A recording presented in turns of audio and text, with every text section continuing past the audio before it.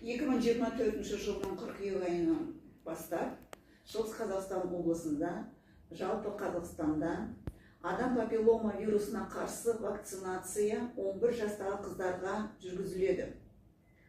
Ол вакцинация жүргізілген себебі Қазақстан Республикасында жатыр мойнының обыры аурушаңдығы күрт өскеніне байланысты.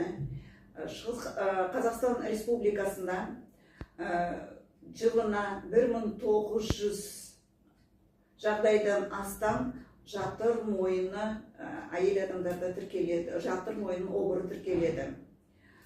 Күн сайын 5 жаңа жағдай осы ауруының тіркеледі.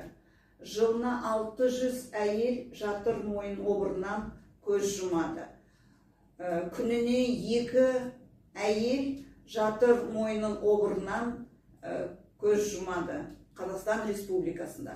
Аурушаңдық өсуіне байланысты Қазақстан Республикасы үкіметінің 102-ші қаулысымен